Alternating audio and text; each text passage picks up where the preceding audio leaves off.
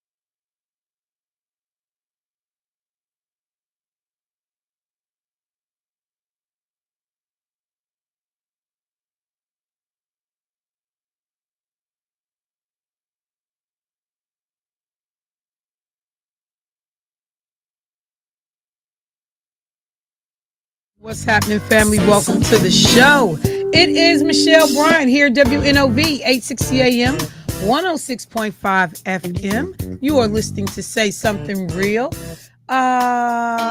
Real talk. Jermaine is sitting here looking at the TV like they arrested folks down at the courthouse. I'm like, Jermaine, we just had this conversation. I know it was here. I know it was here. I'm too through with you. I'll be on the run. Your morning shenanigans, man. You know. I am so done with you. Good morning, Mr. Rideout. How are you today? Listen, so if I have a warrant here, and if those peoples is after me, and if I don't show up, would I still have a warrant, knowing that they trying to send me back to El Salvador? Yeah. But you know the thing which is interesting is, I guess depending on what you're down there for, like what they want can usurp whatever you got going on here. But the reality is that people are still afforded due process, and what we have been seeing is that has been dispensed with. So can you imagine how many people are really scared? Oh, like people will not. That's what many of the audit persons that have released statements, the county executive, alluded to it in his statement or said it in his statement, that because of the chilling effect of ICE showing up, arresting people in the courthouse, that many people who need to come downtown for business, all kinds of business, not just because I committed a crime, but because, I have a child and family hearing. I have, it could be any number of things. I was the victim of a crime, and I need to come testify about that, even as a person with questionable immigration status. In some cases, some of these people, like the brother, the man who was deported, but there was a situation, there was an understanding that he can't be returned to this country because he fled, gang activity, war activity, whatever was going on. And so we know he here. Right. And we got a deal right now. Well, that's the guy they deported. Yeah. And now the Supreme Court is saying, let us think about this for a little bit before we figure out if we're going to bring him back or not. So there are people that are legitimately doing business that they may need to have with the courthouse that are now going to think twice. Can you imagine being in that situation? You've lived here for what, 20, 30 years. You in your house cooking, you just put something on just to, simmer or whatever. And you say, I'm gonna run to the store. And you run to the store, and because of how you look, they jump out on you to question you and end up grabbing you and taking you. what do you do?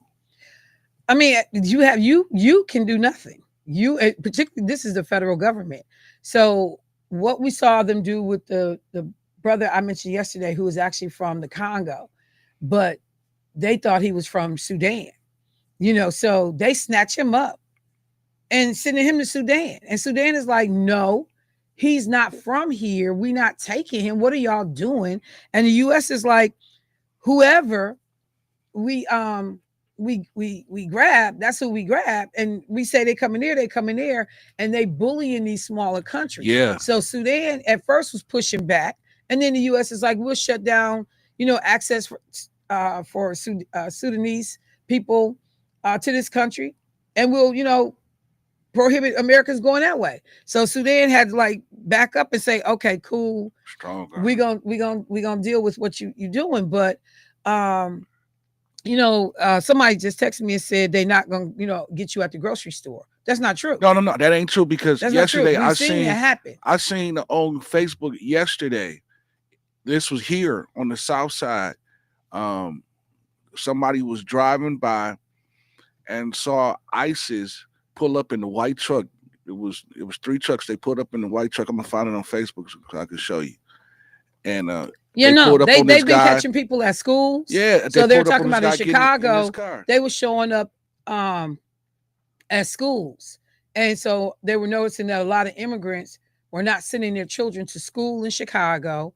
They've jumped out on people, in stores. They have gotten a lead on where they were going to be, or they followed them from the house, or whatever they did. But no, you can be snatched up anywhere. That's crazy. You can be snatched up anywhere. We are seeing it, and people are terrified about what's happening. And like my concern is, and it was one of the things I said at the onset of this nonsense, is that you snatch up innocent people. Yeah. And then you couple that with the attacks on free speech. Yeah, and so because I, speak out on Israel and Hamas and the treatment of the Palestinian people, and let's just be clear, they are committing. Israel is committing genocide right now. Oh yeah. I don't care what nobody says. Yeah. The way they have gutted Palestine and just reckless abandon. Aid and food has been cut off to these people. So I'm sitting here talking about this on the radio. I can be deemed a national security risk. Yeah. Just like Pam Bondi tried to threaten Congresswoman Jasmine Crockett, the U.S. Attorney General. She came straight at her. Like, watch your mouth, little girl, because we'll label you, AOC, national security threats, and then have y'all behind sitting in a jail somewhere, waiting for, fake due process to come. And the Supreme Court, while some of the lower courts have been, stopgap measures in terms of some of the stuff that we're seeing, the Supreme Court is a different beast right now. They really, really are. But let me say good morning to Debo. Hey, Debo, how you doing this morning, bro? Well, it is certainly a blessing to be in the land of the living again on this morning. Enjoying the conversation you and Jermaine were having. I was wondering what ISIS is, though, in reference to ICE. Is that what we're talking about? Yeah, the Immigration Enforcement Unit. Okay. Yeah. Good. I'm great, though. Go right ahead with the conversation. People are certainly chiming in on the chat. Folks are saying good morning and, of course, indulging in the conversation. So go right ahead. Thank you. Good morning. And folks hit me up on text message, too. Good morning, Shelby. What's happening? Hey, Dion. What's going on, Alex? Yeah. So it's just one of those things that right now, we are paying attention to all of it. But let me do this. There are a number of stories, both nationally and locally, want to try to, tap in on. It was interesting. I was listening in on a aldermanic meeting up in Fitchburg yesterday.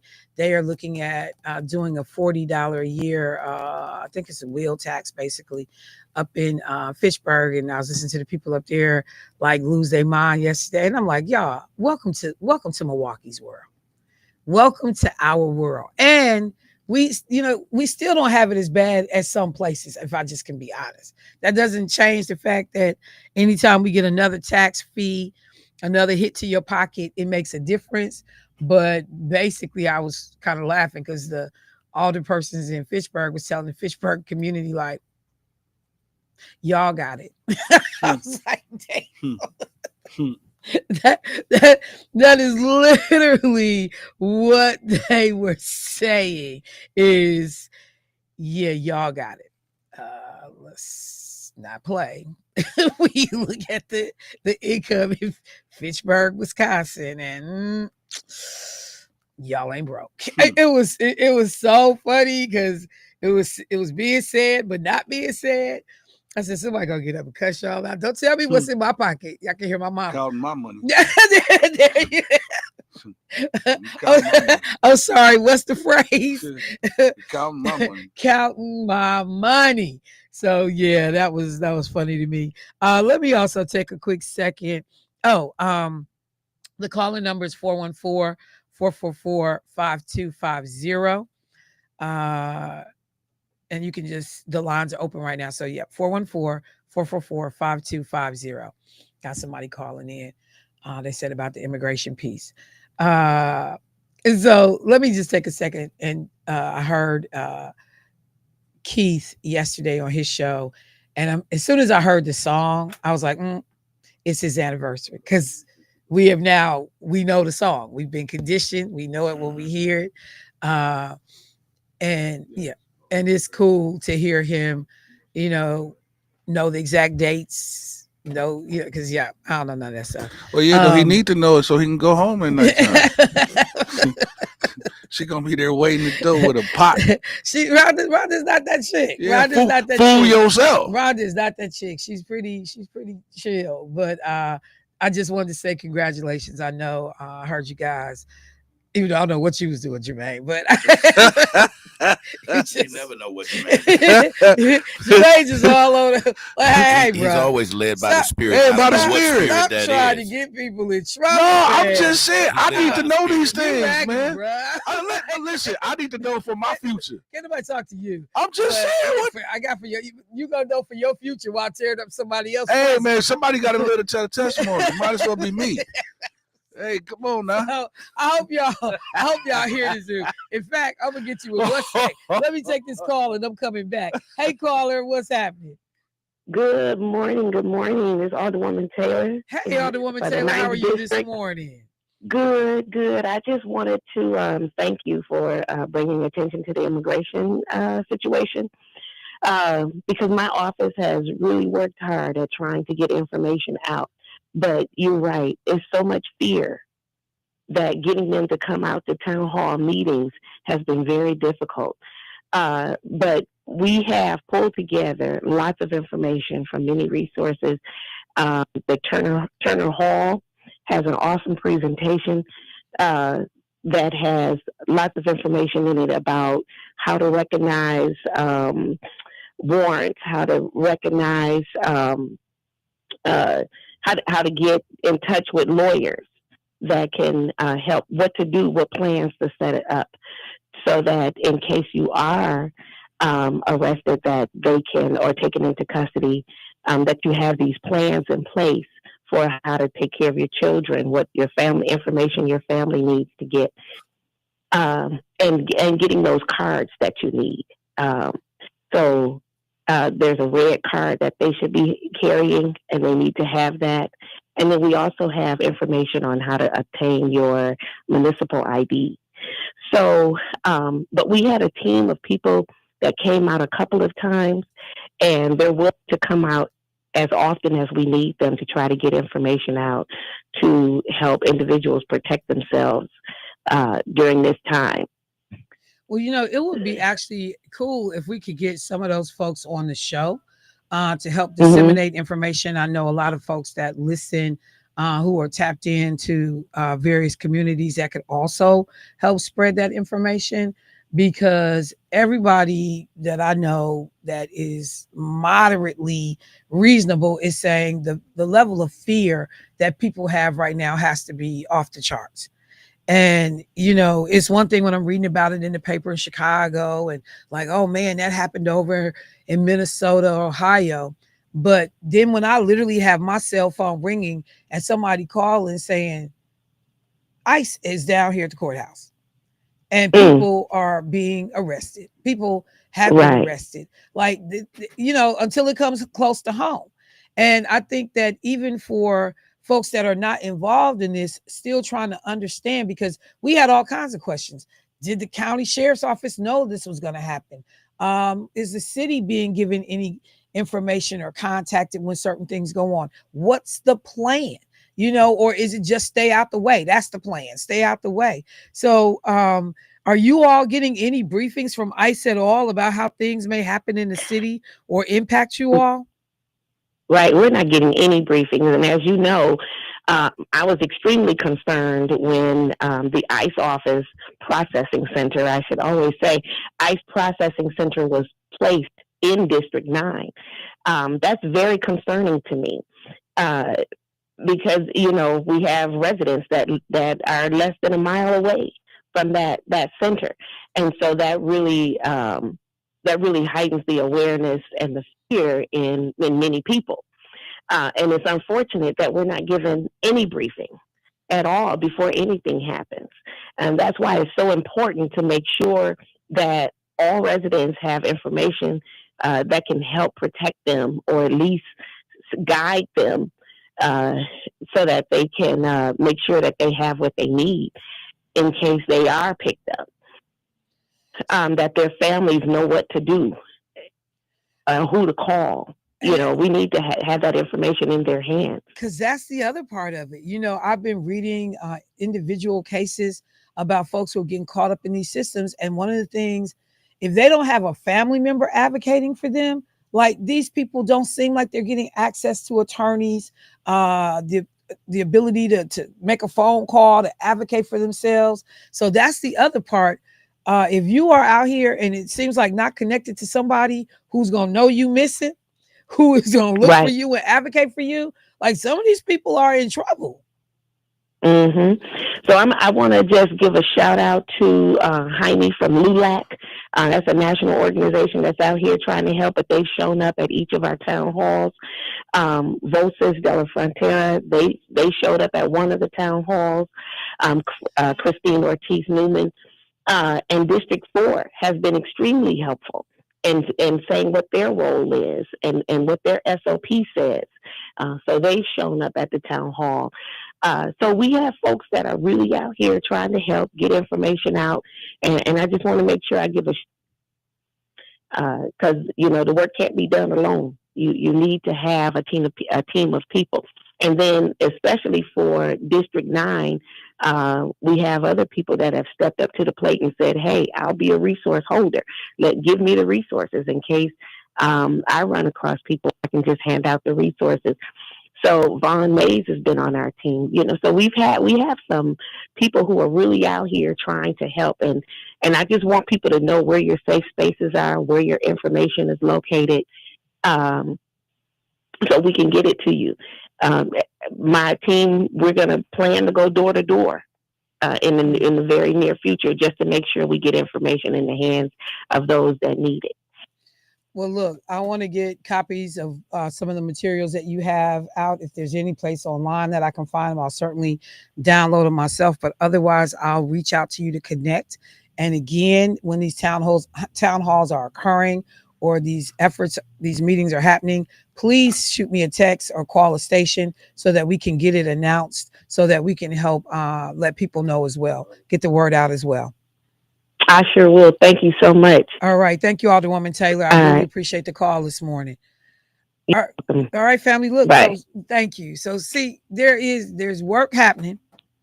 We're not always aware of everything that's going on, but there are definitely individuals that are working either in elected roles or, community organizations. She mentioned LULAC, the Legal United Latin American Citizens, Voces de la Frontera, groups that have a specific interest in what's happening. But I'm telling you, there are groups from the continent of Africa that's paying attention here in the U.S. to what's going on, that are centrally located, because anybody can get caught up. This is not just a Hispanic, Latino, Mexican, situation. Folks that look like you and me, meaning Black folks, gonna get swept up and caught up in this too.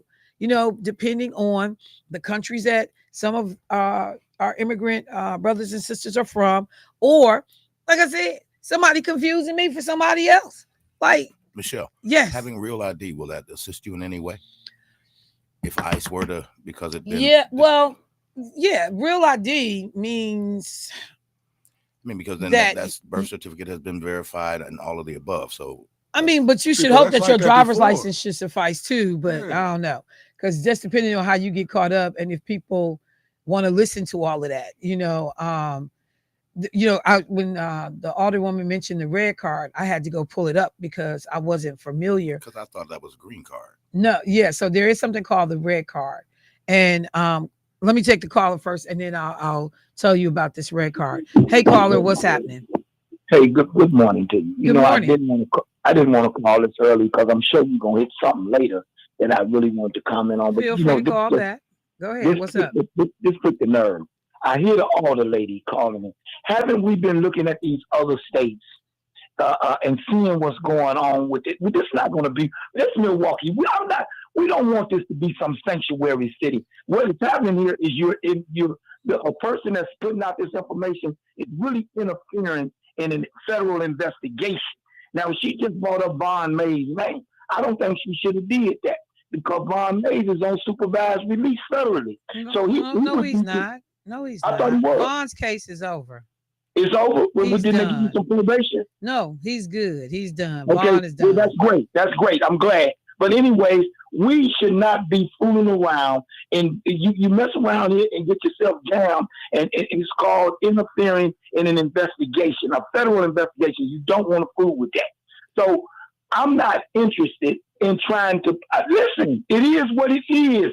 This is not going to be a sanctuary. But it's not just it is what it is, because as we have seen, there have been some innocent people who were wrongfully deported who should not be getting caught up in this. So everyone needs to understand their rights. Who is because innocent that's been caught up in it? The boy that was a dope dealer and they sent him over to the wrong penitentiary. He was not a dope dealer. Let's start there. He has never been arrested in his life.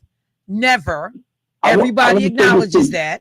They could provide no evidence that he was a criminal, that he was connected to a gang. And that's what the judges even said. Okay, well, you throwing stuff out there, but you don't have any proof of it. And you can't remove somebody from this country without proof. See, listen, you don't beat the streets like me. I'm finna say this to you. Go ahead. The most of the people that are moving dope and stuff like that, they don't have criminal records. They're not affiliated. Look here, and I'm wondering when they're gonna bust some of them old gals, because the girls, as a matter of fact, they moving things around this state. But this is the thing, Meech. We still got due process in this country. So if you haven't caught me, you don't have a video of me, you don't have somebody who said that they were in a transaction with me, then you don't have anything to arrest me. I get that, but guess what we do? So stop advocating for people to be harassed who have not been found to be guilty. Look here. That's what you're doing. This is what we do got. I don't know if you got it. You out here on racial profiling, man. Okay, listen to this. Okay, can I say this? You sound good. You got a good argument. But check this out. This is what I do know. We got serial killers running around our community. You understand that? Who are they? They're not immigrants. Who are they? Hold on, let me see something to you. Most serial killers is white men. That's what most serial killers. Most serial killers are white men. I don't see you nowhere jumping up and down to gather up all the white men to stop them from killing everybody. Okay, listen, I'm not talking about them kind of serial killer. Well, how many different kinds of serial killers are there? No, the man with the bag in his hand. Look here, when you go buy a bag of dope from a dude, he don't know how many bodies he got in his bag. I don't see you out here calling for all the brothers to be rounded up that sell dope. Hold on, let me say something to you. You got to look at going back to this right here. So you gonna start snitching on brothers that's selling? Look here. Are you gonna start snitching on brothers that's selling? Because I know plenty of them. You gonna start telling on them? Hold on, just like we used to say, we don't own airplanes. We don't own airplanes. And it's amazing how so many people did dirt out in the streets, and now they done cleaned up their act, and now they ready to talk about what me, and I'm kicking real P to you. I'm kicking real P. You and so am I. And so no, you're not. You're right. What you're doing is what I'm saying is there is a process, bruh. If you can prove somebody is a dope dealer, you can prove they doing this stuff, then fine. It is what it is. But if you can't prove it, we got dead bodies all around our neighborhood. We got dead bodies from all kinds of stuff. Wow, I can't believe you. You heard it. You heard what I said.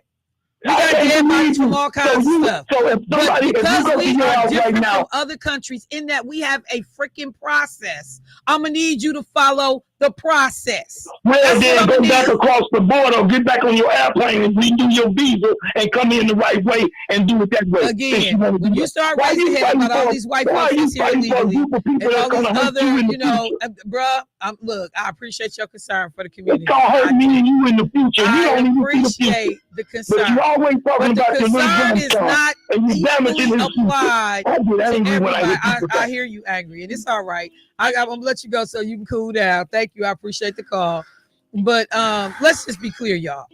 Don't call up in here raising a boatload of hell about his bodies on the, out here in the streets on these people. Because it's Negro, if you want to stop drugs right now in this community, it's a whole bunch of brothers though. You can go tap on. You ain't got to start with the illegals. You ain't got to start with them. You can start in your own community if you worried about bodies.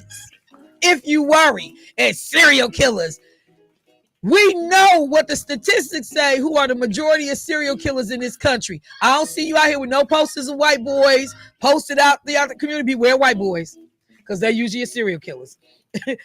Beware this, because they usually, I don't see that. So this selective justice and selective application of who we prosecute and who we go after, I'm just going to say, if you care about it in one scenario, you should care about it in all scenarios. I don't see you spending your money trying to get brothers to stop dealing. But question, Shell, how many serial killers are there? Well, you know what? Rice Krispies, you got Fruit Loops, you got Kellogg's. Serial killers. You got Frosted Flakes. I'm just saying, he said he ain't talking about that kind of serial killer. I'm just saying, how many more serial killers are there? Oh, I went to Fruit Loops. I like Lucky Charms. Call me a serial killer. No, they are killers. I see that, people. I had something eating the Apple Jack. Hey, I didn't know it was more than one serial killer, but I guess it is. Michelle, yeah. somebody said they love your imitation of Meech's voice. Can we hear it one more time? It has to just come up. I can't do it on demand. When you route, you can't do it on demand. I'm just saying, man. I'm just saying, man. All right, let me take a break, y'all. I'll be right back. Dead people.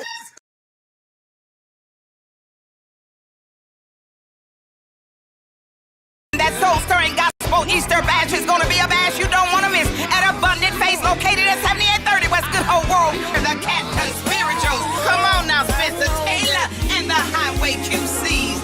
The fabulous Lucky Brothers, Pastor Tim Rogers and the Phillips is gonna be in the house. Bishop Neil Robeson, Reverend R.L. Bush and the Revived Church. Willie Rogers, Tiffany Terry, Willie Banks Jr. and the Messengers. Curtis Eubanks. Now get your tickets at the Newton's Mortuary. Call 414-444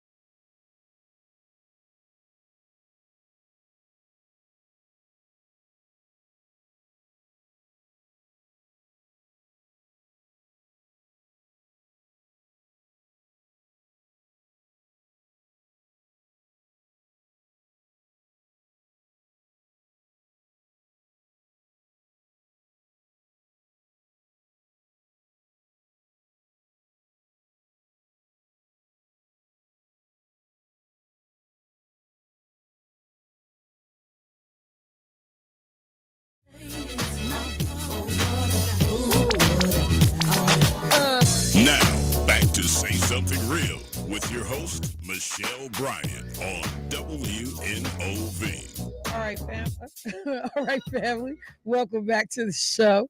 It is Michelle Bryant, WNOV 860 AM 106.5 FM. You're listening to Say Something Real. Taking a few minutes talking about, Jermaine just threw a dart in the middle of the show. I'm just saying. Brought up the courthouse. But it's real scary, frustrating for some people.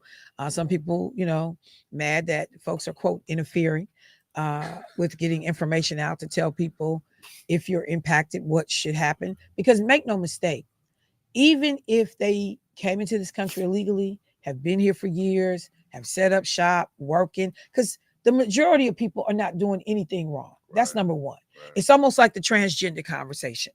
We're going to take, certain details that are specific to a minute part of the population and act like it's everybody. It's impacting everywhere we go. You can't walk outside, go to your mailbox without seeing transgender people trying to read stories to little kids. Like, that's not happening. And in terms of immigration, the overwhelming majority of people that come to this country, they come for the right reasons, because they're trying to escape something and they want something better for their family. So these people have children, they get apartments, they have, ties to the community. And then those people get picked up by ICE, but their children are at school. Somebody needs to go get those kids who are, in fact, American citizens. There's an apartment, so you still need to know what to do. Even if you, get in trouble yourself as an American citizen, whatever, selling dope, you didn't hurt somebody, you stole some money from the company. There's still a process. And there are things that people still have to think about once you get snatched up by the authorities. And so to be upset because someone would say, if you find yourself in this situation, here is information and resources. That whole nonsense about you interfering with, people from doing their job, it basically sounds like here's what to do. If you straight and you got these things, this red card, then I need you to produce that. And just real quick, because when she said it, Alderwoman Taylor, I wasn't familiar with the red card. So I looked it up.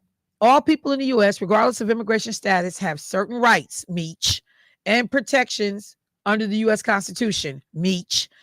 The red cards give examples of how people can exercise these rights. However, they do not provide individual. Oh, wait. That's not it. Where's the red card? Because they actually named their organization. Oh, wait. Oh, okay. No, that is it. The red cards give examples of how people can exercise these rights. Oh, so it is a card. Let's see. Informational card. That's what it sounds like. Ordering red cards. Due to an unprecedented demand, we are temporarily closing our form that allows nonprofits to access red cards for free. You can print your own. Okay, let me see what the red card says. Okay, so you can actually go online and print these, and they have them in like a multitude of languages. So yeah, this is an informational card that helps you understand what the process should be. It looks like, should you get detained by ICE or come in contact with ICE, or are worried about coming in contact. Okay, so you can print your own. All right, so I'm gonna go pull it so I can see what's on it. Let me go to the phone line. Hey, caller, what's happening? Hello. Hello. Yes, hello. Hey, good morning. Good morning. Yeah, I don't agree with everything me say, but a lot of things me saying is true. Because back in the 90s, we killed cows down under the Rodox in the packing house. Okay. And Mexicans, they do not like black people. That's for one thing for sure. And they always talking about black people won't do job, Mexicans do job, black people won't do. That's not true.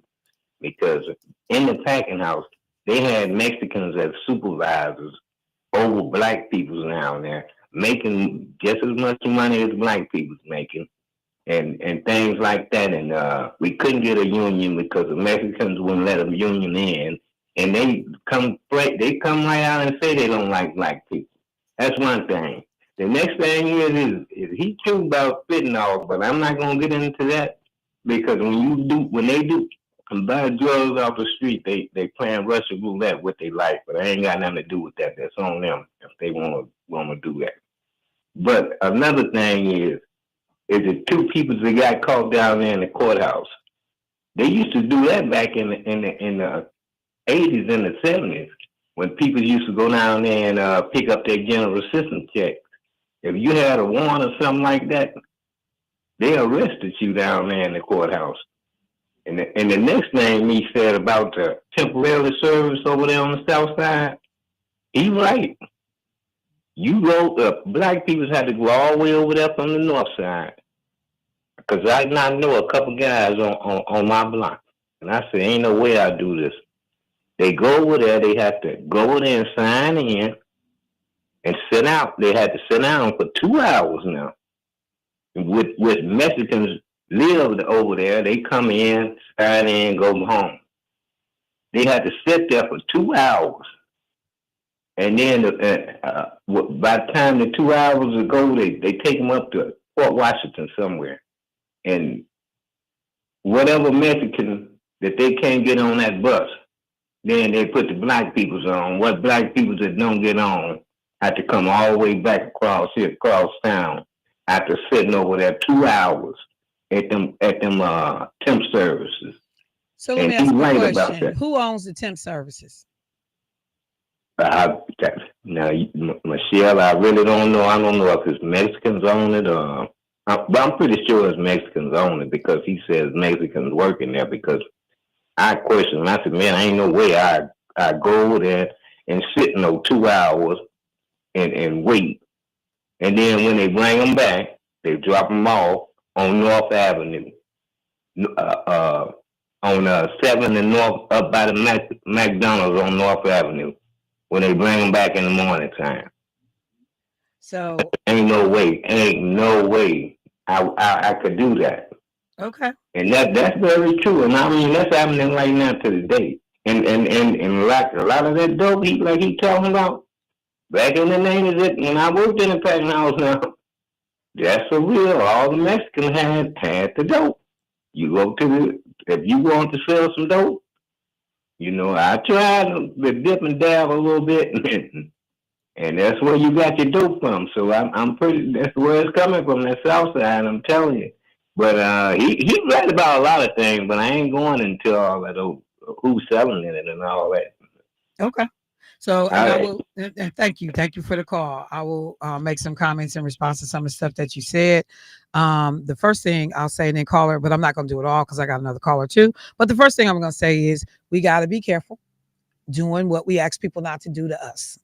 Lump everybody into one category. The overwhelming majority of Mexican people that come to this country are not coming here to do dirt. They're not coming here to do crime. They're not. Just like the overwhelming majority of black people do not commit crime. But if you watch the news, the only people committing crime is black folks and Mexicans or black folks. We the number one. But that's not really what the data suggests and how this plays out. So number one, we got to be careful when we start throwing everybody in the bucket of, drug dealer, criminal, that thing. Number two, on the staffing agencies. The reason why I asked the question, because I'm wondering how many of those staffing agencies are actually owned by Hispanic people or owned by white people. And I bring it up for two reasons. If they own by Hispanic people and they have a preference towards Hispanic workers, am I shocked about that? No, I'm not. If it's owned by white people and they have a preference for Hispanic people, am I shocked by that? No, I'm not. We don't own nothing. It's hard for us to get the contracts to get into these places. I've known a few black staffing agencies, and they've struggled to do okay.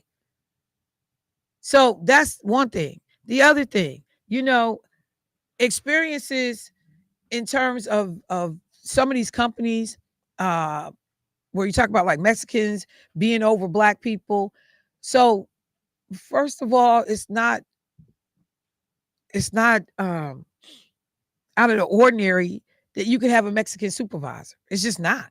Because you're like one of the comments he said, making just as much money as black people. Like Mexicans are not supposed to make just as much money as black people.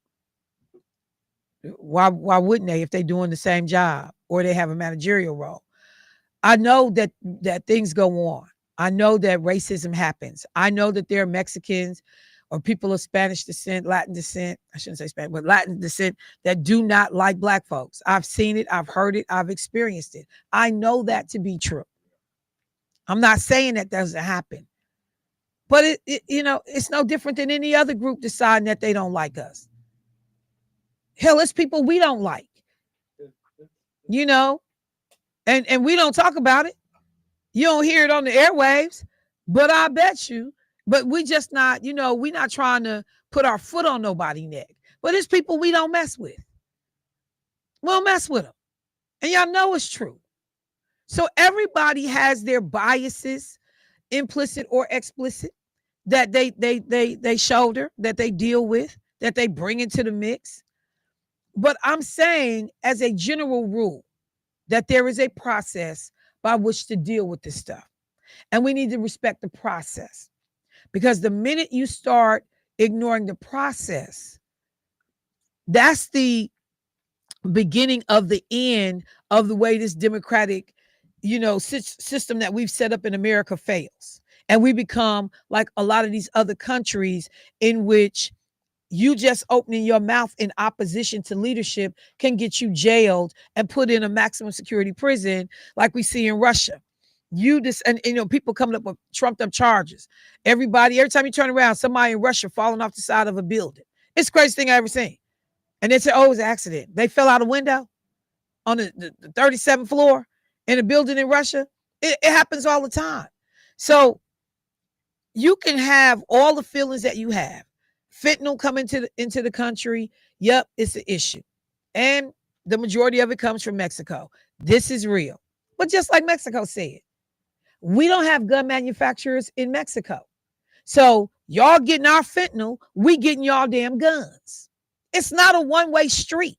When we pointing at people about what y'all doing, people can provide as many examples as what America is doing and what America does.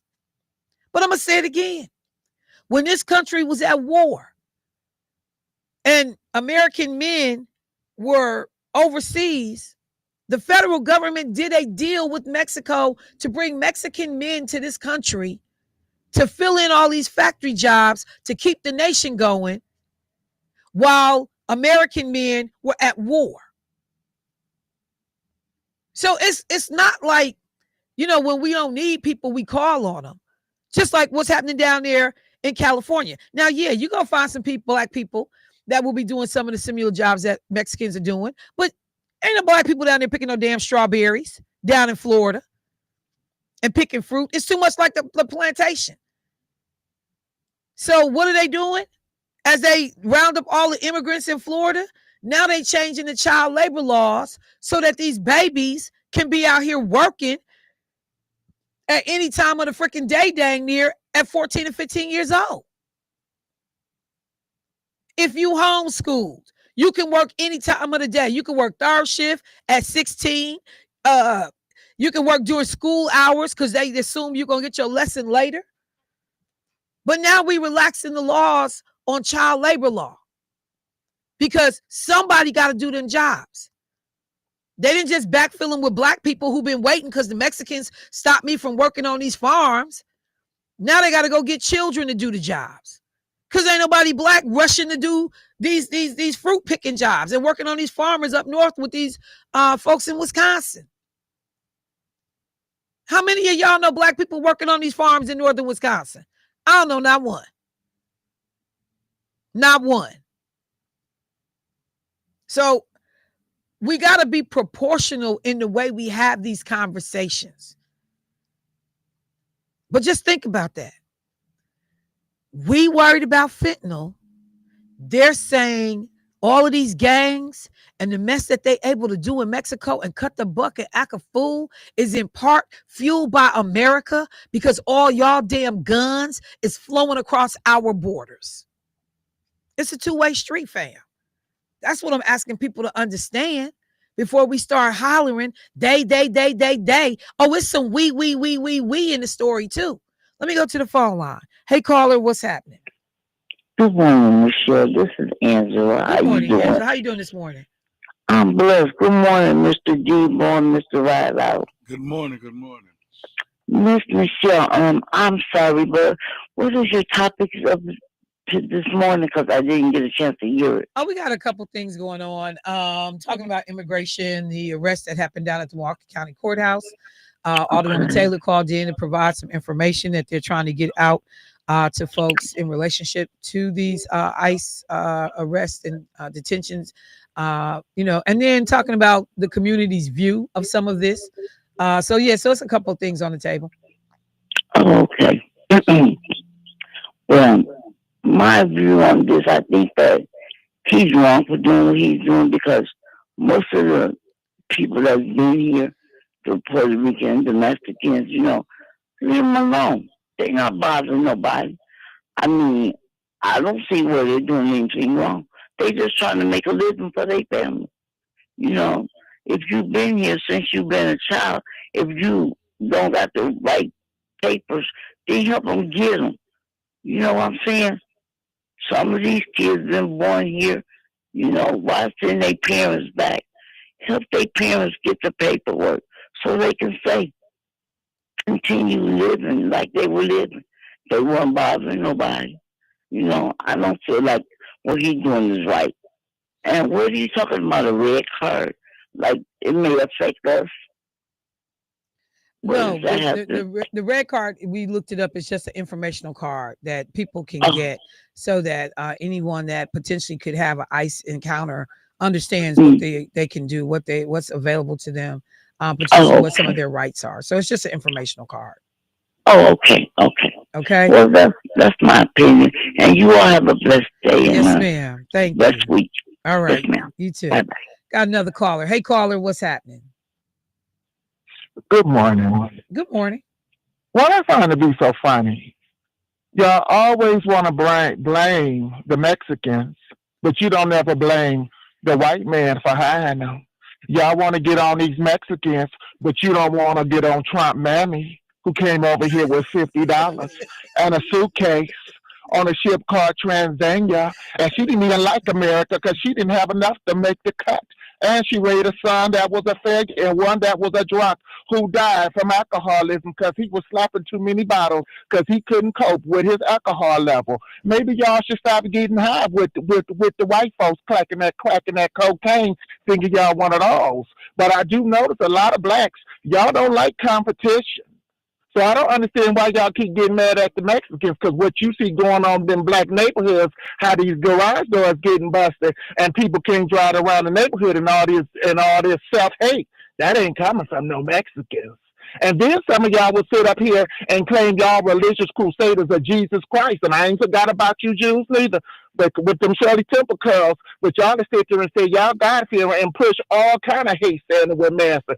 So your beef ain't with the Mexican. Your beef is with who you follow. And y'all sitting up here dibbing and dabbing with that crack, that heroin, that coke, that dope, them rollers, that fentanyl, and them ecstasy pills and them perks.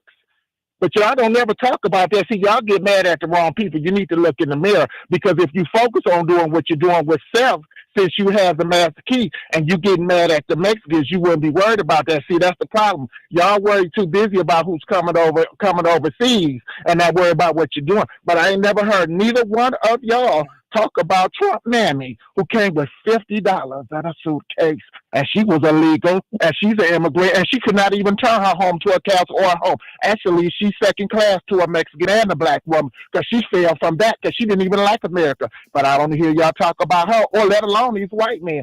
So maybe y'all need to stop dibbling, dabbling, doing them lines of coke. See, that's why y'all all messed up in the head, because you're pointing the finger at the wrong person. You need to be pointing the finger at yourself.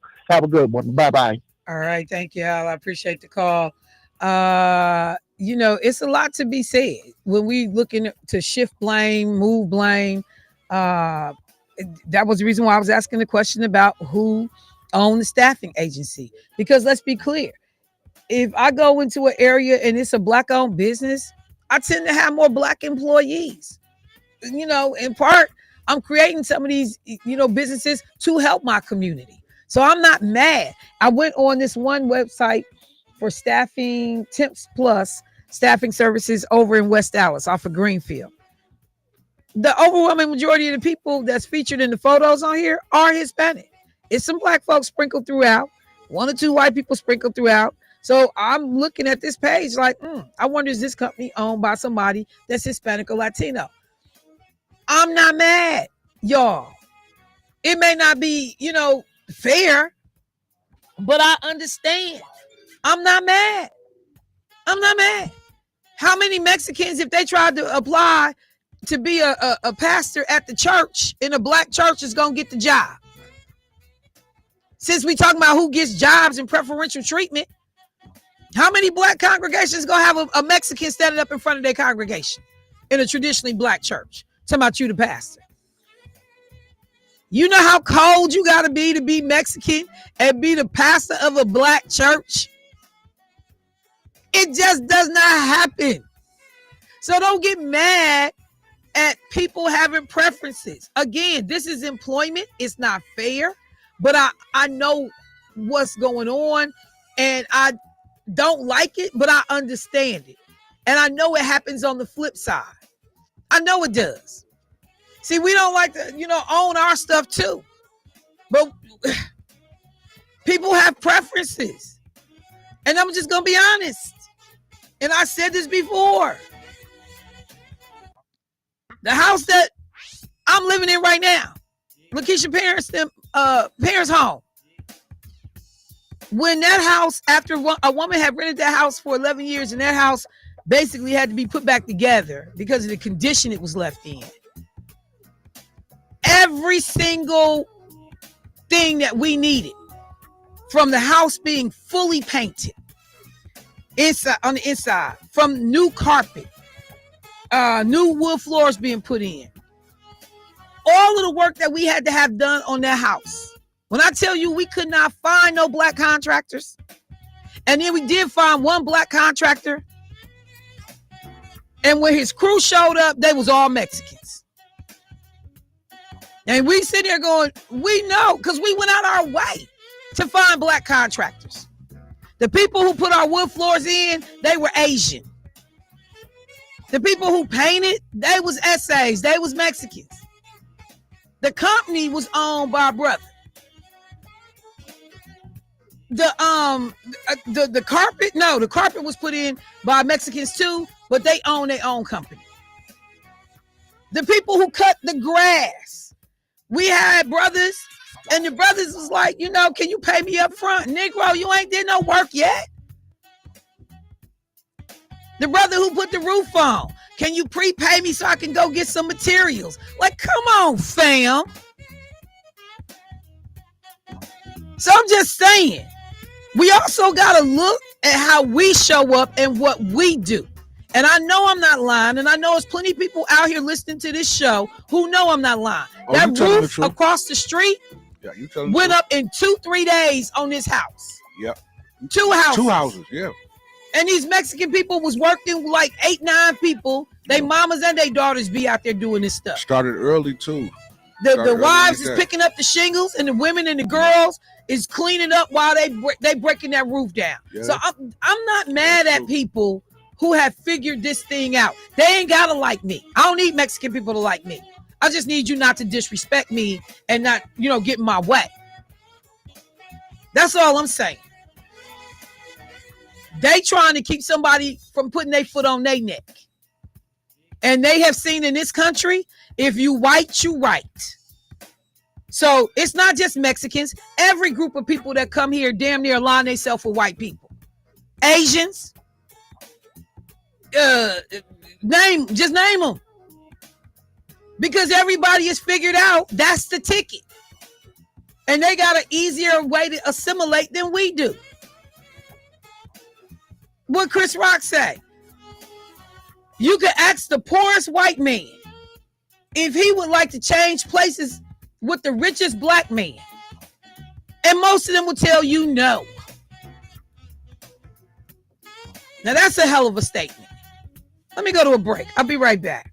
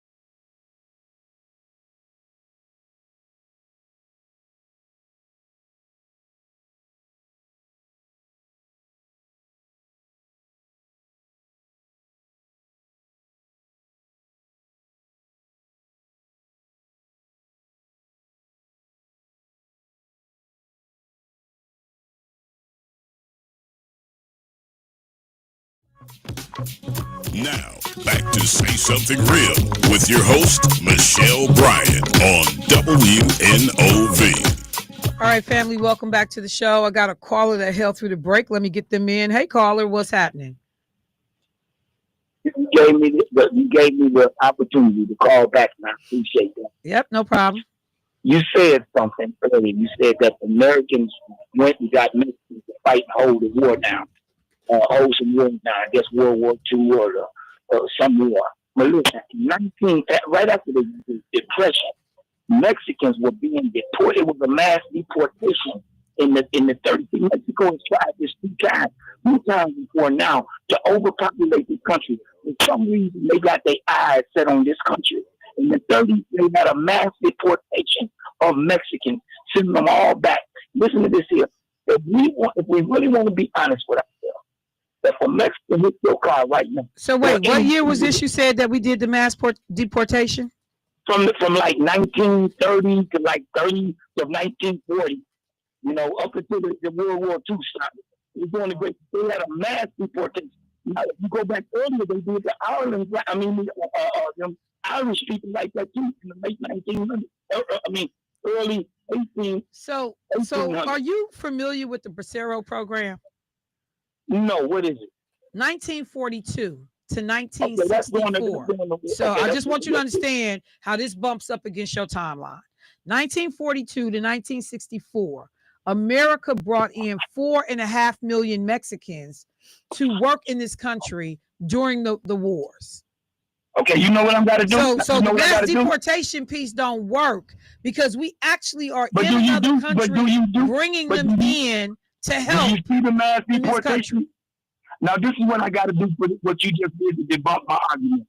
I've got to go back and see where that came from and how it came. Because if you look at Cesar Chavez, you know who Cesar Chavez is?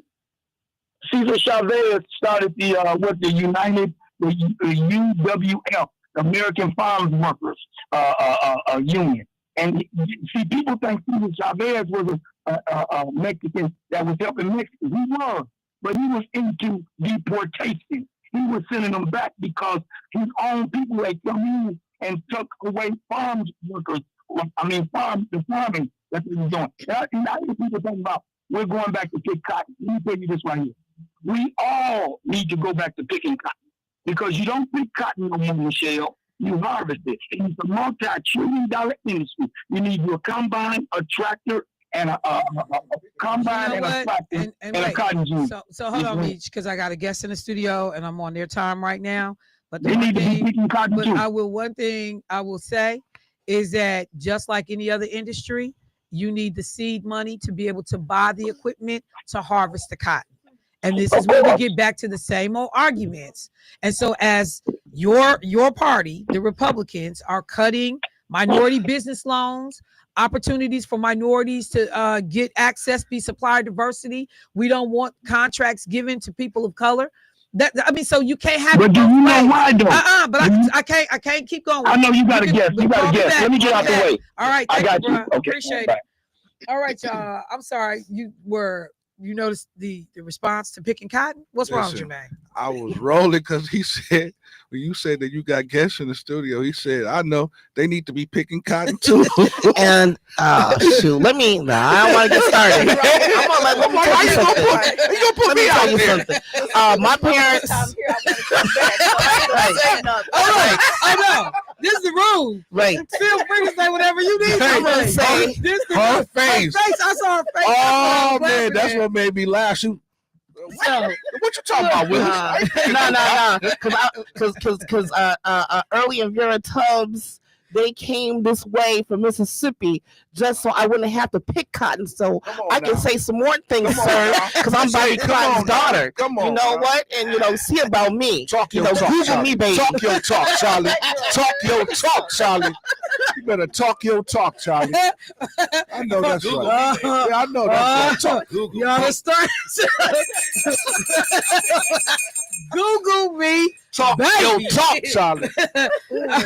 Well, let me just first of all say that's what women from Delta Sigma Theta sorority sound like.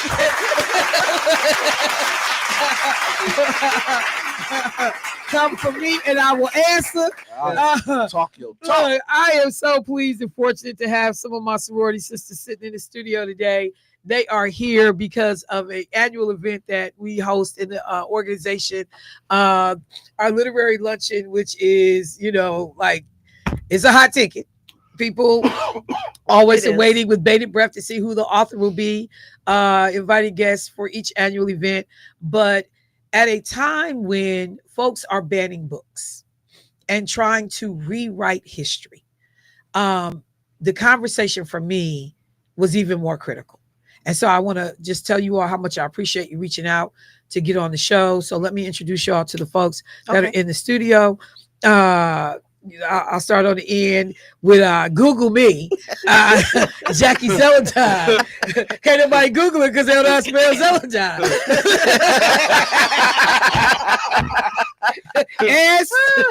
How you spell that?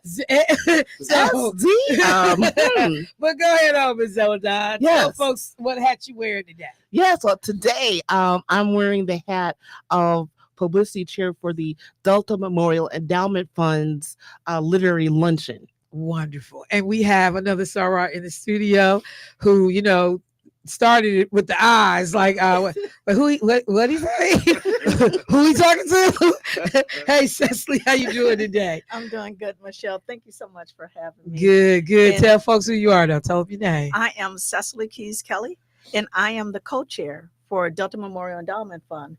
And this is our 47th literary luncheon. 47? Yes.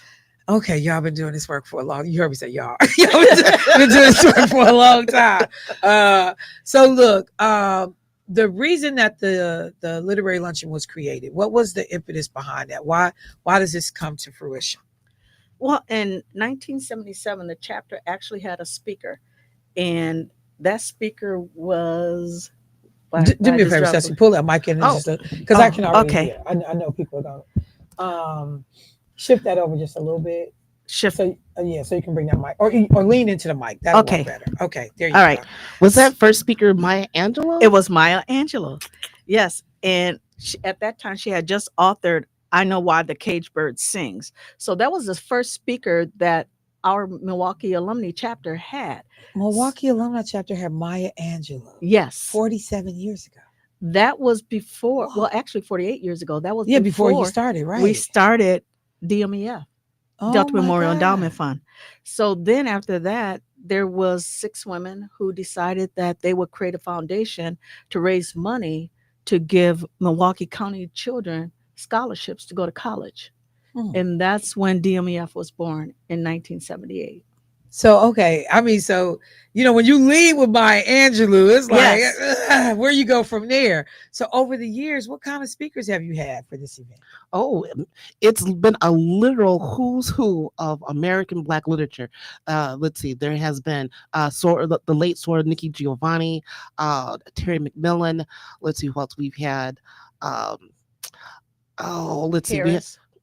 Elin Harris. Oh my goodness. We've also had, let's see, Phyllis. There's so many. Phyllis Dixon. We had the guy. The one about they had made his book into a movie.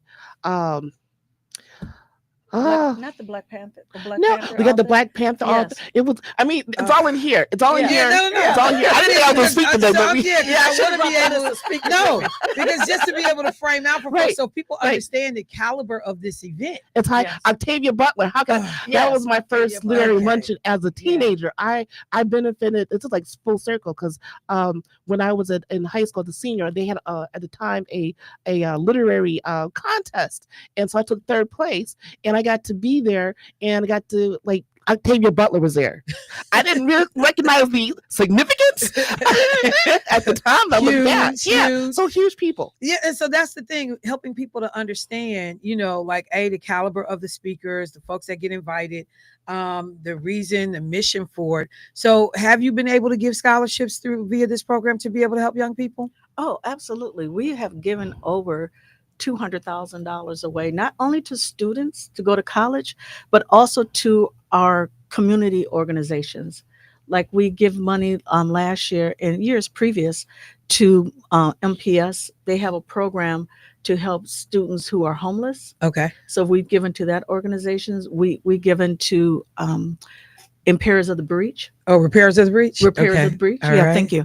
And so other organizations that we have in the community, we've given dollars to them, but just to our students. Okay. Mainly, that is our main focus, to make sure that they have enough money to get to college and to stay. Well, it's going to be even more critical. I Yes. just was telling and sharing with the community after coming back from the HBCU college tour that I and Dr. Lakeisha Myers, had just come back from.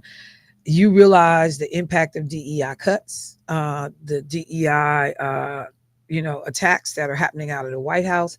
And we were running into university after university saying, this funding for students, this pipeline is now shut. Access to these internships are now shut, because if it has any language in that description that says intended to increase representation, help underrepresented groups, marginalized communities, if it says Black, I mean, like literally these programs are falling by the wayside. So there is going to be a definite need for people to rely more than ever on philanthropic organizations, nonprofits, to be able to help supplement the education of young Black people in this country. Anybody obviously can apply, but we know these groups, these minority groups, are having a hard time right now. So when I was looking at, that piece of it, hugely important. But then I looked at who was the speaker for this year. Oh my God. Number one, because it ties into a conversation I've had at one point on this show. You go ahead, Cecily. No, I was just going to say it is very timely. And, we have been fortunate over the years to find, we get the speakers and there's something that's going on in the community and they're perfect. Right. So when we found Carol Hobson, it was perfect because of what our current administration was doing with the FAA. So Carol Hobson is Captain Carol Hobson. Captain Carol Hobson, absolutely. Who, we were talking about whether or not we were going to be able to get an interview with her, have her join you guys for the interview this morning. And I got a text message that said, hey, she up in the air. Pilot with United Airlines, yes. African-American woman, trailblazer, who is at the top of her game. But at a time when people are questioning whether or not Black people, also women, are capable of even being in these roles in the first place. I tell people all the time, I look towards the cockpit when I get on the plane. I rarely see a Black pilot, rarely, yet alone a Black female pilot, rarely. Mm-hmm. So when I do, I'm dapping up. What up, player? How you doing? Well, I'm good. I mean, so excited. It is, because we still are underrepresented in that area, and people, bringing back, old nonsense about questioning mental capacity and capability. So the captain, the choice of Captain Hobson is a perfect fit for this moment.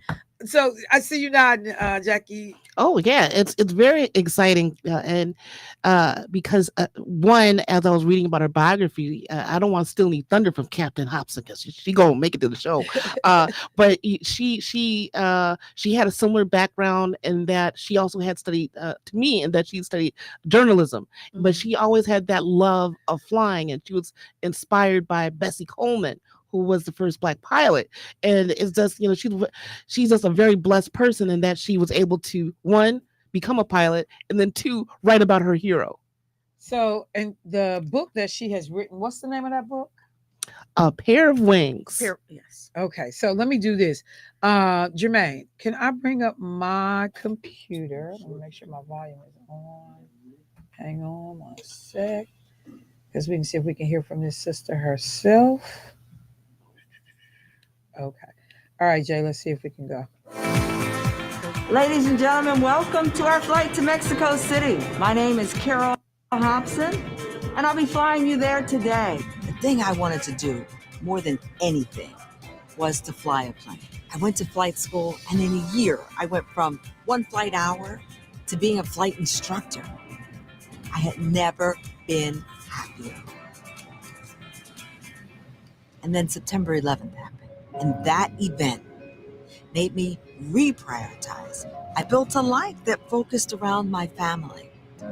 I blinked, and a decade had gone by, 14 years. And I realized it was now or never to go out and get a job where I was a pilot for an airline. I believe I'm able to do what I'm doing today because of all of the women who came before me. And I wrote a book, historical fiction about Bessie Coleman. No one would teach her to fly in the United States. She had to risk it all and go to France to learn how to fly. And if she could do it 100 years ago, I could do it. I got here because of General Stacey Harris, Teresa Claiborne, Claudia Zapata, Andrea Weeks. Bessie created that path. My job is to make that path wider. I have a personal goal to enroll 100 Black women in flight school. I hope people who thought this an impossibility now see access. I am living proof that it is never too late to follow your dream. So that is a actual piece that was put together by United Airlines on Carol Hobson, Captain Carol Hobson.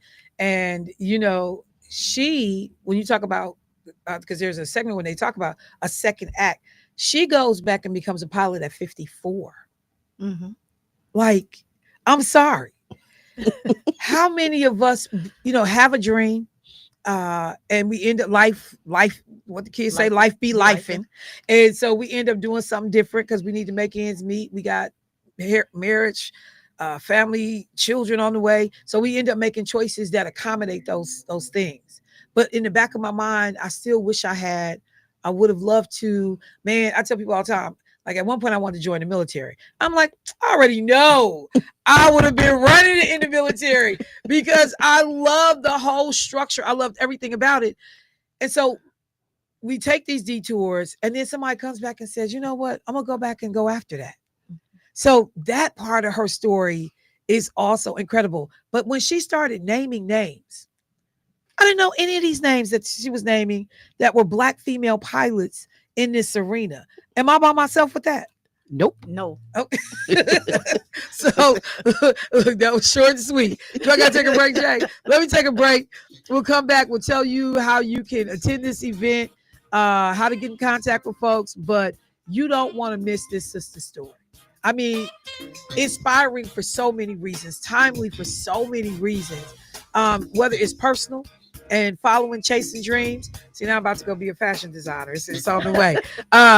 Or you know, countering the negative attacks on DEI and what folks are trying to tell us who we are and what we're capable of. Let me take a break. I'll be right back. Michelle Bryant, WNOV, 860 AM, 106.5 FM.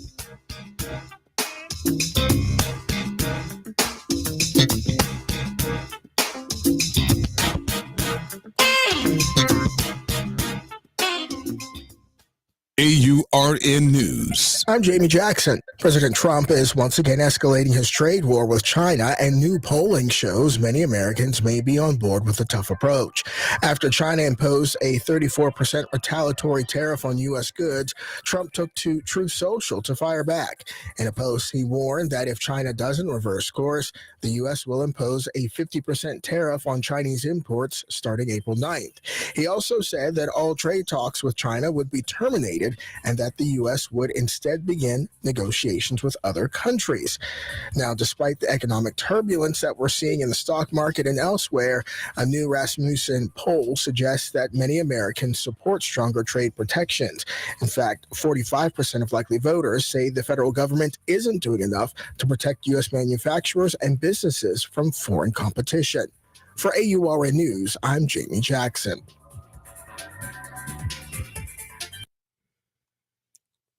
I'm Adriana Mendez, and in your 4 to know this morning, new tariffs kick in today on 185 countries that have the largest trade deficit with the United States. The biggest increase will be against China, who will now face a 104% tax on all of its imports. China has fired back this morning with an 84% tariff on U.S. goods. A spokesperson for Concordia University has confirmed to TMJ4 that 8 students have had their visas revoked. This is part of a nationwide crackdown by the Trump administration, and at least 27 students have had their visas terminated within the UW system. That's according to a UW spokesperson. Now, it is unclear why the visas are being terminated, but in a press release, UW-Madison says they do not believe it is tied to free speech or political activity. A spokesperson for ICE says 27-year-old Edwin Bustamante Sierra and 24-year-old Marco Cruz Garcia were the two men arrested at the Milwaukee County Courthouse. According to ICE, they are not citizens of the United States and both face criminal charges. An investigation is underway following a deadly apartment fire in Milwaukee. This happened near 30th and Capitol at around 2 yesterday afternoon.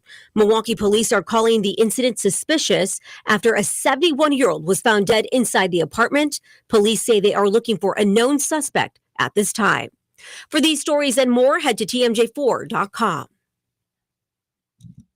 Here's your updated forecast. We'll see a few scattered areas of rain and snow mixing at times here for today, then becoming all rain with cloudy skies, a high in the mid-40s. Winds out of the south of 5 to 15 miles per hour. Then for tonight, a chance for rain and snow mixing at times, cloudy, a low near 33. By Thursday, a slight chance for some rain, cloudy, high of 42 degrees. Friday, mostly sunny, high of 46. And Saturday, sunny, high 52 degrees. I'm meteorologist Jennifer Wojcicki on AM 860. That soul-stirring gospel Easter bash is going to be a bash you don't want to miss. At Abundant Face, located at 7830 West Good Hope Road. The Captain Spirituals. Come on now, Spencer Taylor and the Highway QCs.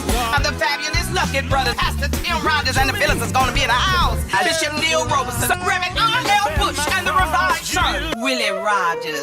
Tiffany Terry, Willie Banks Jr. and the Messengers. Curtis Eubanks. Now get your tickets at the New Pitts Mortuary. Call 414-4476.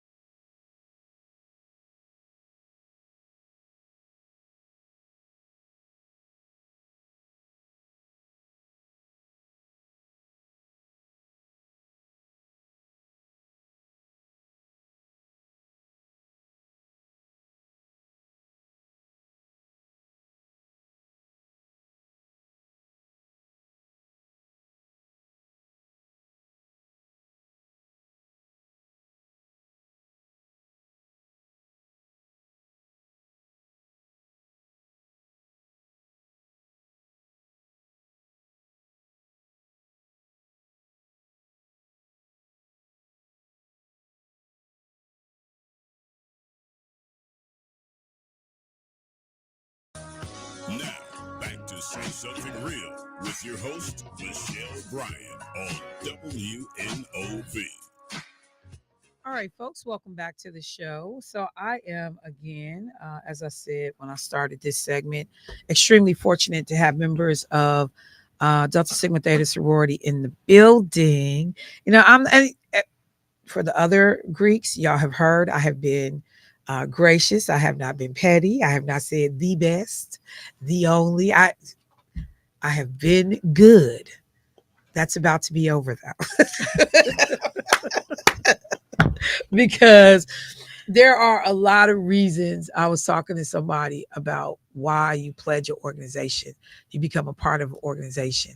And the work was the thing for me. You know, the commitment to community and making sure that people had access and opportunity. It was huge for me. I think about this literary luncheon, and it creates opportunity. And so, I'm so proud of the work that's being done now to understand more than 47 years of this work. So before we went to the break, I said I wanted to ask the question or make sure that people understood how they could be engaged, what it takes to attend, when this is happening. So if you, Cecily, can give us some information. Absolutely. The event will take place Saturday, April 26th at 11:30 at St. Kate's Arts Hotel at 139 East Kilbourne Avenue. The tickets are $100, but don't wait because space is limited and tickets are going fast. And we would love to have you there. If you want any additional information, you can check out our website at dmefmke.org/events. And and I will just tell people, because there will be folks that will do straight sticker shock on a ticket. Like, wait, what? But I know I paid $75 to go to a birthday party. I ain't calling no names. I do VIP package because that's what I do. And then, that money escalates quickly. When we're talking about making a commitment to help organizations who help our children and to help other, agencies or other people in the community that's struggling, that's the thing that has to drive me now. I've been looking for this clip all morning. If anybody has it, send it to me. I got to find it on my phone.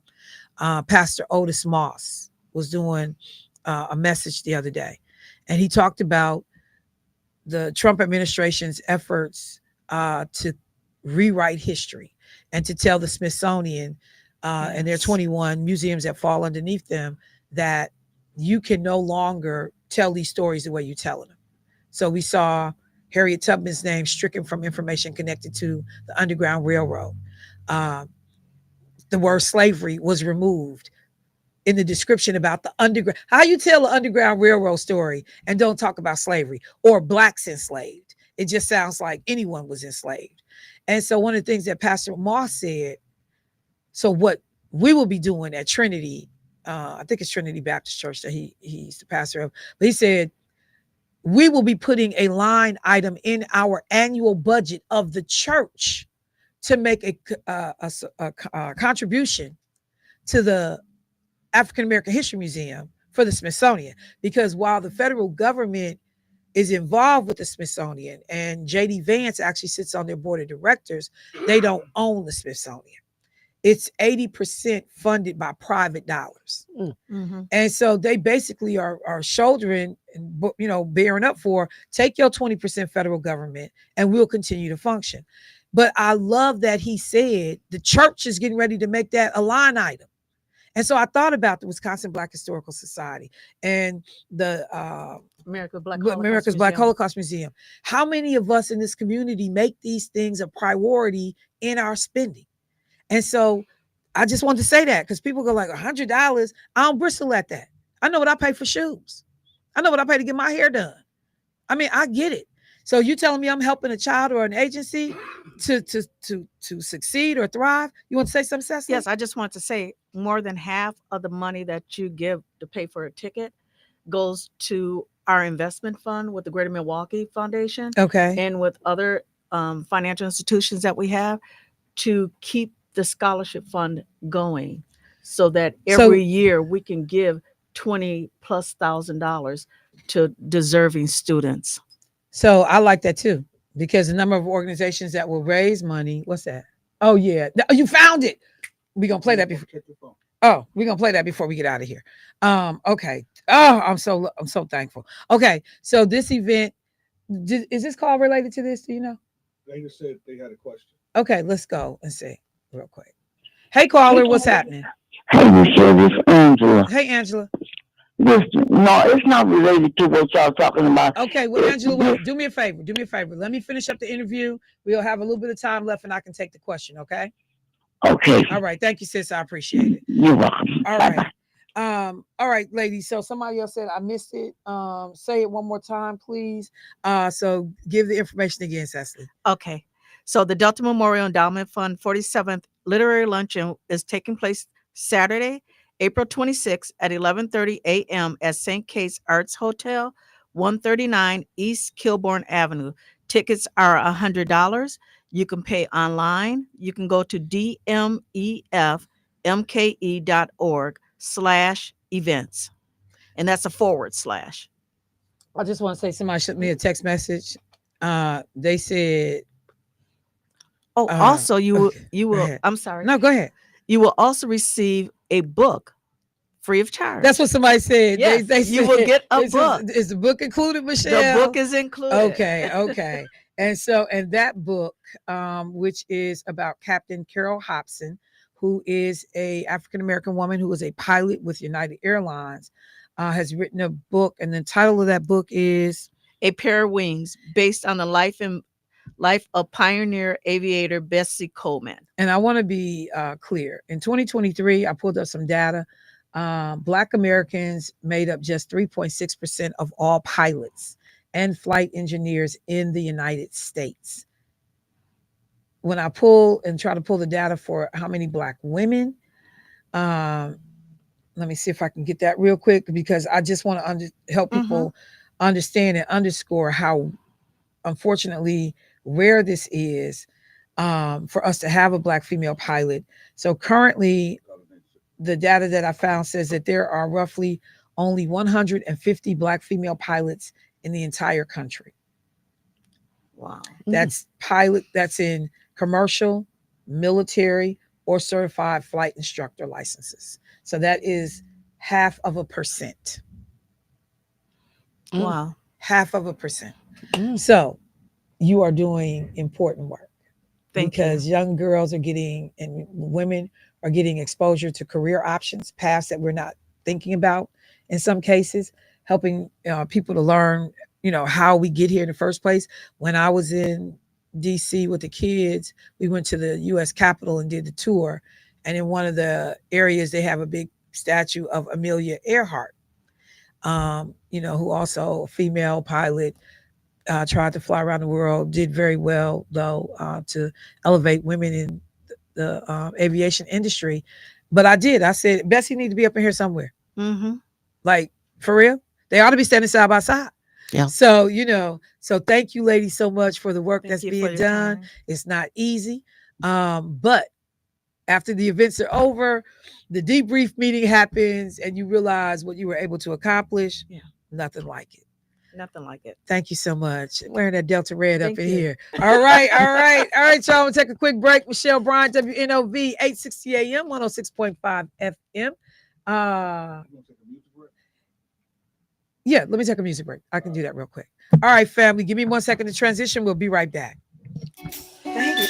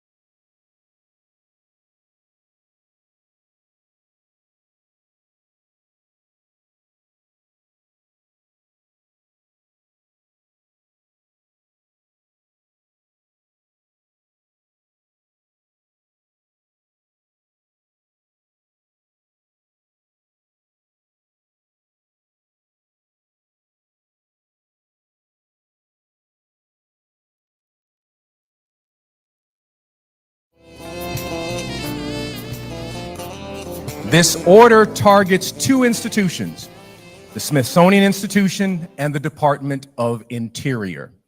This order states, over the past decade, Americans have witnessed a concerted and widespread effort to rewrite American history. This revisionist movement seeks to undermine the remarkable achievements of the United States by casting the founding principles and historical milestones in a negative light. Human happiness is reconstructed as inherently racist, sexist, and oppressive, end of quote. The executive order takes specific aim at the National Museum of African American History and the Museum of Women's History that is yet to be built in the United States in Washington, D.C. The order specifically directs Vice President J.D. Vance. As I mentioned previously in the 5 minutes, he is an acolyte of the so-called philosopher and anti-democratic promoter, Curtis Yarvin, who believes that some races are built for servitude. And also Peter Thiel, who is a billionaire funder of J.D. Vance. And it should be noted that he is a South African, Afrikaner. And J.D. Vance has been instructed by the person who occupies the White House currently, but not permanently, named Trump, to root out any American divisive ideology and exhibits that make America look bad. This executive order also seeks to reinstall Confederate monuments taken down during the Black Lives Matter movement. It must be noted, the Smithsonian is not a federal institution. It is a public-private partnership. The majority of the money for the Smithsonian comes from persons like yourselves. The majority of the money for the National Museum of African American History comes from people like us. It does, however, receive money from the government, but it is not dependent on the government to survive.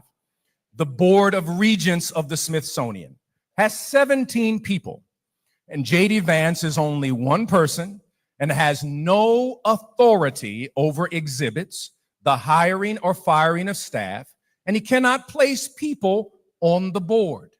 It should be also noted, the National Museum of African American History is the most visited museum of all the Smithsonian museums, with almost 3 million people a year.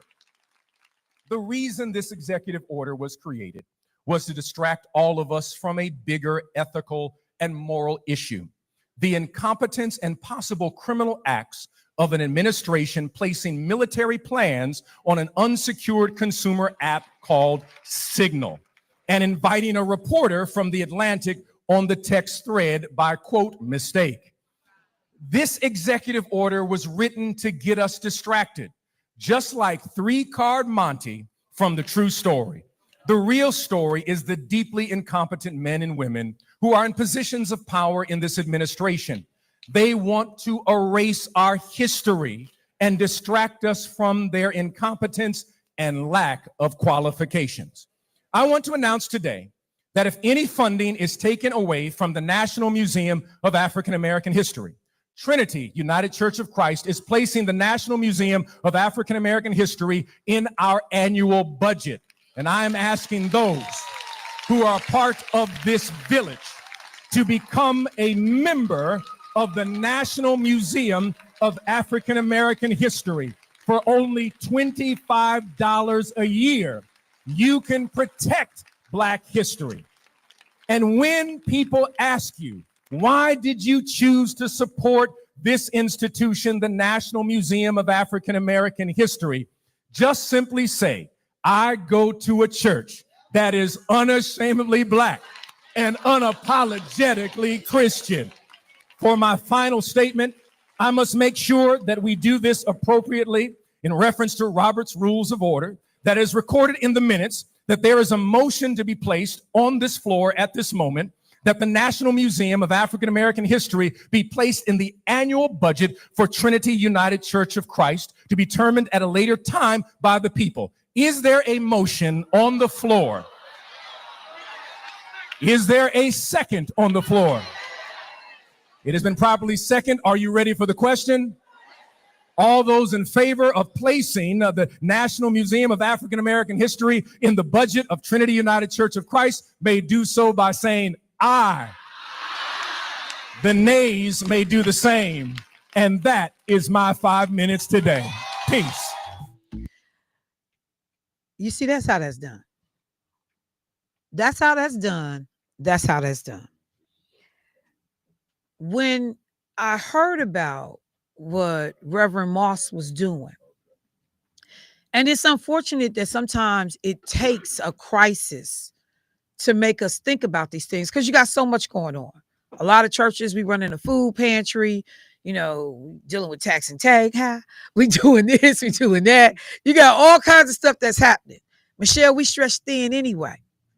But one of the things that I'm going to continue to say is we still are going to have to make time and figure out a way to protect us and our history as a collective.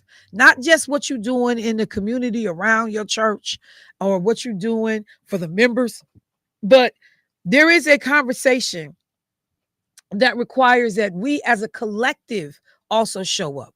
So I'm going to do this. If you are a member of a church, member of an organization, whether it's Divine Nine, the Michelle and JoJo's Gardening Club, I don't care, to put something out there that says, we may not do every member of our church, but we're going to commit to finding at least 25 members of our church that are willing to have an annual membership to America's Black Holocaust Museum, to the Wisconsin Black Historical Society, or to the African American Museum of History and Culture through the Smithsonian. But that we will support these institutions. Think about somebody saying this is a line item now in the budget. When Lena was in office, the one thing about that girl that I will tell you was consistent through and through. For all these Negroes that give lip service about black this, black that, Lena made sure she had subscriptions, paid subscriptions through her office account to all of the Black publications. When she got ready to put out her annual report card, she paid to have it put in the newspaper so that it could go out with, the weekly paper. She looked for ways to say, get me subscriptions to Black publications because I'm subscribing to stuff anyway. I need to make sure some Black organizations at the table that's going to benefit. How many Black legislators, have a regular subscription as a part of their office budget to Black publications? How many? How many people go back to, their respective elected roles and say, how can we have a weekly something that appears like what we see with the county? The county rolls in here every month with updates. But this ain't free. Y'all, your church could say, we're going to make sure we send $100 annually or monthly.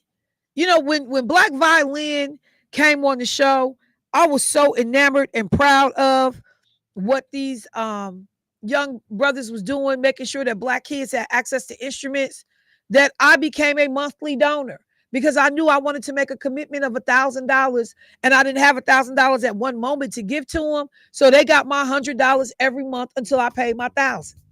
And then I went a little over. If it's not important to us, it's not important to anybody else. So let that be something that you take with you. And I'll just say this as I get ready to end. Lakeisha Myers is listening. She said she was a recipient in high school of a scholarship from the Delta's Education Memorial Fund, that she received a scholarship herself. She said, so they support AKAs also. My comment was, You wasn't an AKA at the time. No, I'm not being petty. I'm just saying. But I'm so glad she pointed that out. And Deborah, one of the Soros who is listening, one of my folks back from UWM, Deborah said, if there is a young lady in high school interested in attending the literary luncheon and who has an interest in becoming a pilot, that Deborah will pay for her a ticket to attend the event. I'm just saying. Thank you, Sarah. I appreciate you. Michelle, there was a question asked on the chat. Yes. Where can donations be made?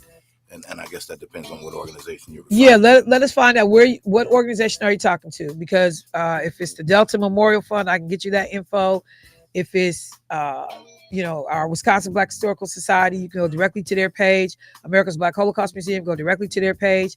And the African American Museum of History and Culture for the Smithsonian, you can go directly to that page. When they were building it, I was making contributions. Me and Lakeisha, that's some of our proudest moments, is that we made sure money was going when they were trying to build it. And then I have not been a sustaining member, and I need to get back on that. So a lot of information. Didn't get the real ID. I guess I'll get to it tomorrow. And JD Vance calling the Chinese people peasants. Wow. On an open mic. And use the word peasants twice. And the Chinese people like, that's what we doing? As we get hit with a 84% tariffs today. It went from 30-something% to 84% overnight. I'll talk to y'all tomorrow, bros. I appreciate y'all. Thank you, family.